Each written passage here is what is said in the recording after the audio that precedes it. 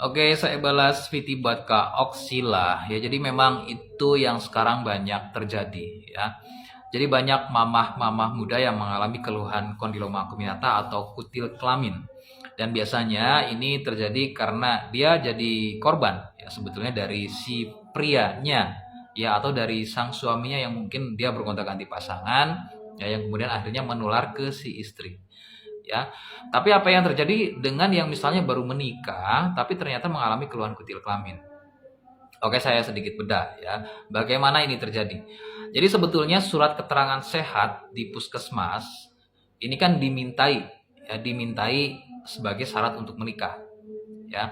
Jadi nanti sebelum menikah itu kan biasanya tes kesehatan dulu nih, entah itu pasangan laki-lakinya atau pasangan si wanitanya ya. Jadi keduanya tes kesehatan dan ternyata lolos ya.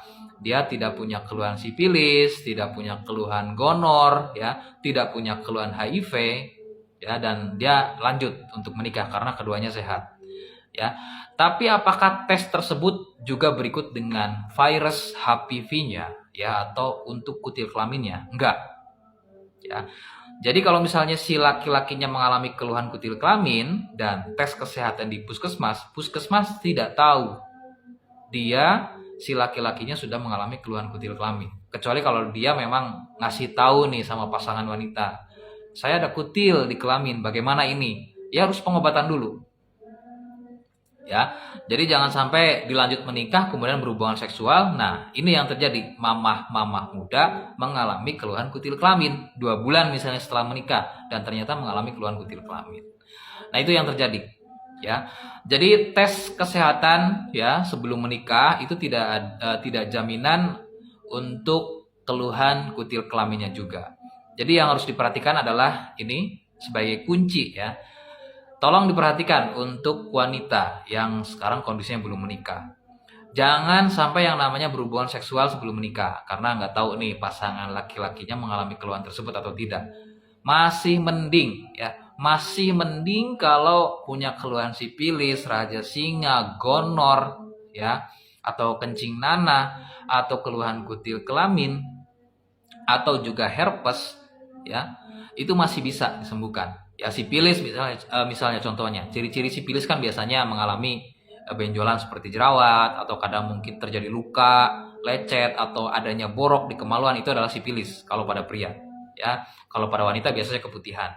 Nah, sedangkan kalau gonor itu mengalami kencing nanah untuk pada pria. Itu gonor ya. Atau mungkin ada benjolan-benjolan seperti cacar air, itu herpes.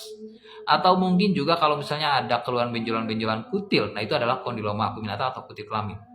Nah, dari semua keluhan tadi itu masih bisa disembuhkan. Yang bahaya adalah HIV. Jadi tolong hati-hati ya untuk yang laki-laki ya, mohon bisa jaga kehormatannya ya. Jangan ya, misalnya kalau udah bujang sekarang kondisinya ya hati-hatilah. Jangan sampai berhubungan seksual. Untuk wanita juga mohon jangan sampai yang namanya berhubungan seksual sebelum menikah. Jadi kalau misalnya perawan sekarang kondisinya mohon bisa jaga keperawanannya. Ya jangan sampai berhubungan seksual dulu sebelum menikah. Karena nggak tahu nih si laki-lakinya ya dia mengalami keluhan HIV atau tidak. Ya. Jadi harus hati-hati.